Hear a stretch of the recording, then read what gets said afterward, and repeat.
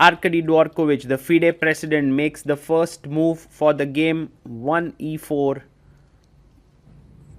and we are ready to kick things off. Magnus takes back the pawn, a handshake, and pawn to e4.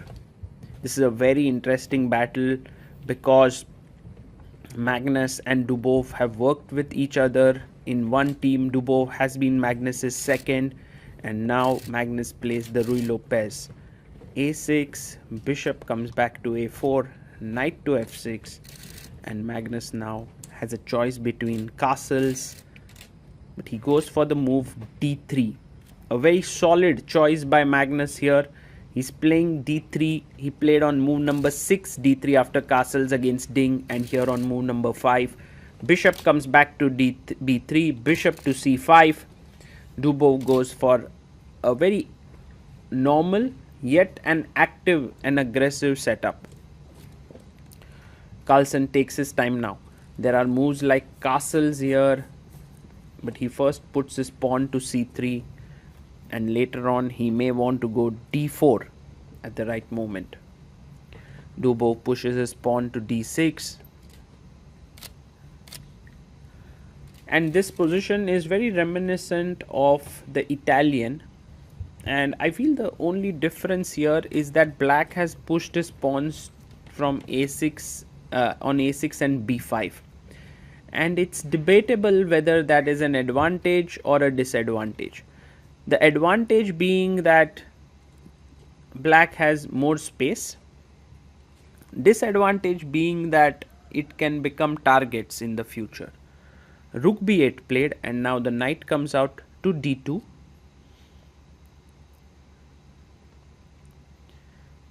Black castles.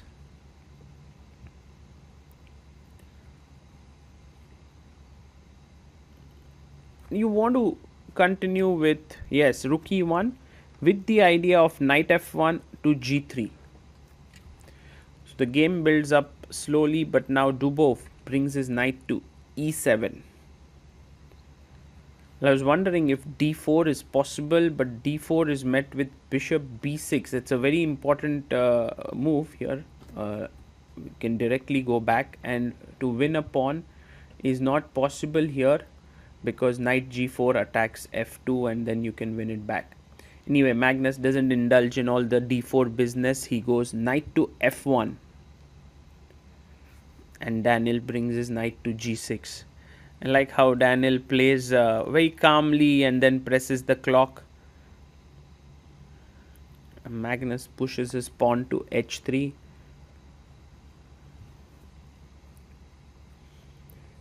And now the bishop drops back to b6. Logically, the knight can come to g3, but first Magnus pushes his pawn to a4. Pawn to h6. Both players playing very calmly here. The arbiter comes and puts the bottle down there, and Magnus like, why did you have to do that? a5 played. The bishop goes back to a7, and now pawn comes up to d4.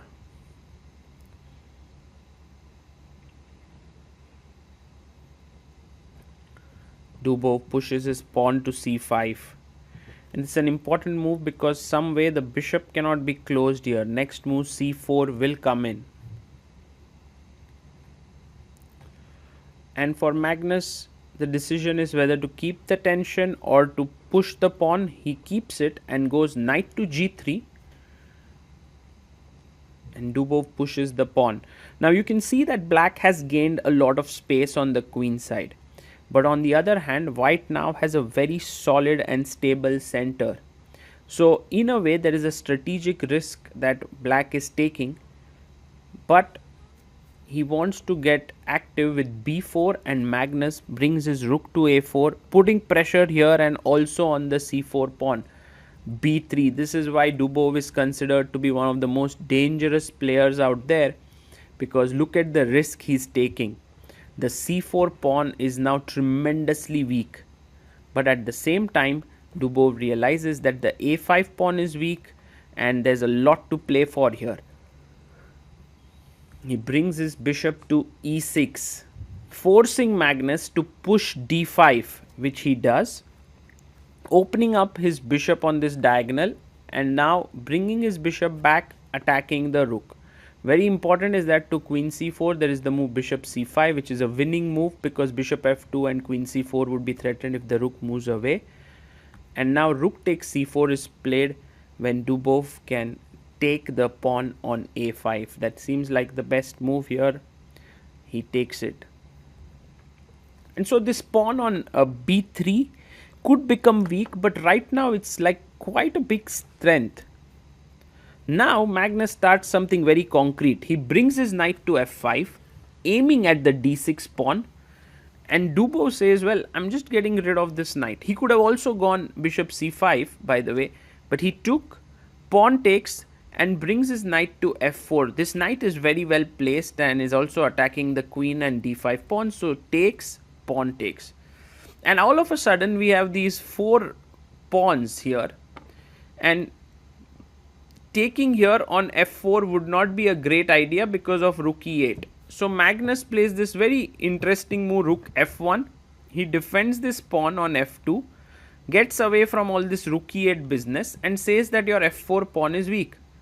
Rook e8 played here by Dubov nonetheless. And it does feel like black is doing completely fine in this position. Magnus brings his queen to d2, attacking the pawn on f4, also defending it on d5. Queen takes d5 played here. And now queen takes queen, knight takes queen. At this point, Dubov has an extra pawn and also some trumps. Magnus goes rook d1, attacking the knight and the pawn. A simple move knight f6 would lead to kind of an equal position after king f1. Maybe white has small pressure here because f4 is hanging, but look at Dubov's move. He goes rook e2 and gives up the piece. Rook takes because there's no check here to win, and that is why Dubov is considered to be such a creative player. He's ready to give up material just to imbalance the play. He's not afraid of Magnus. Plays bishop takes f2 check. The king can come to f1, but then after rook takes b2, black is doing very well. So Magnus makes a tough choice here and plays king h1. Magnus has 1 minute 25 seconds. Dubov has 2 minutes 53 seconds. If we count the number of pawns right now, Magnus has a piece for just 1 pawn, but the second pawn bites the dust and the bishop, in order to be protected, the rook comes back. Now this b3 pawn is tremendously strong, and I love this move bishop e3 because it controls this important square. We'll see how that becomes very relevant. Rook c6 played here by Magnus. He's attacking the pawn on d6 as well as a6. And Dubov feels that the a pawn is much more important, so he pushes it to a5. Rook takes on d6. And now, how to create play? You can push your pawn to a4 and then a3, then a2. But Dubov plays this again amazing move, rook c2. If you take, pawn takes, then a queen, and you see the usefulness of the bishop here. Magnus brings his knight to e5, but in fact rook d8 check was a winning move with a very, very complicated variation. Rook f8 played here by Dubov. And pawn to c4, the position has once again become very complicated. a4 is what needs to be played here. But he plays rook to e2. And Magnus brings his knight back. This position is so complicated. Rook is attacked. And he goes rook a6.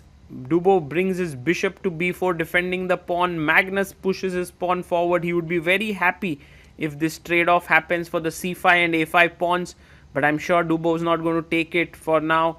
He goes rook to c8. Pawn pushes forward to c6. And now it's an extra pawn. It seems like white is in control, but still black has these two dangerous pawns on a5 and b3. Dubov brings his king now into the game. Magnus also safeguards his king on the h2 square.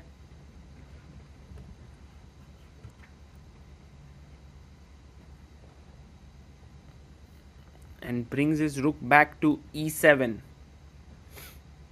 For the time being, it seems like the tide has turned in white's favor. Rook comes to d3.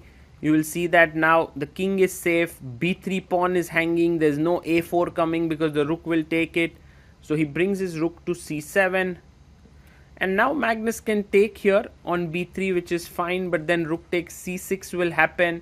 And so instead of trying to win that pawn, he decides to protect this somehow. There are two ways, knight d4 and knight e5. These are the two moves that are possible. And he chooses knight e5.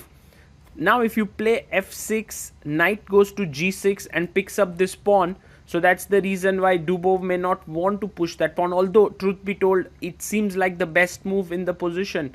He pushes his pawn to b2 just so that that pawn cannot be taken by the rook. But now Magnus can bring his rook to b3 and try and win that pawn. Time is 35 seconds for Magnus, just 18 seconds for Dubov. Both under tremendous time pressure. Plays rook b6. I'm not really sure how this move helps because now just f6 is what Dubov can play.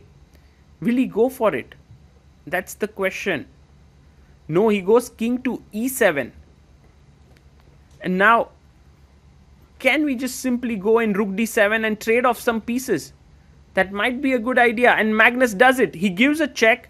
Dubov moves in with his king upwards. But the king looks a bit weak. Also, the f7 pawn is soft. He goes knight g4. King g5. The king is on the run.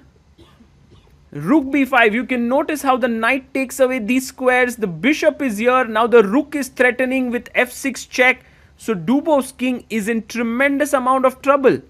For example, if you were to take rook takes c6 now, f6 check is simply ending the game. Because rook c5 is met with rook d5 check. And you can see there Dubov now beginning to think after rook b5, he goes bishop e1.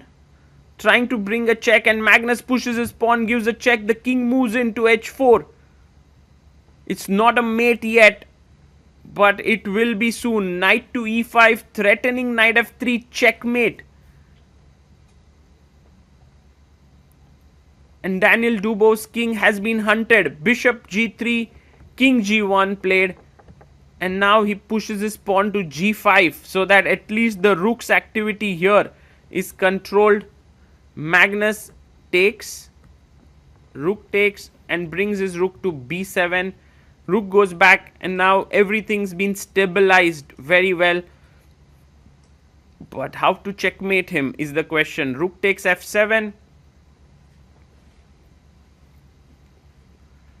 And Daniil Dubov pushes his pawn to a4. Rook goes to h7.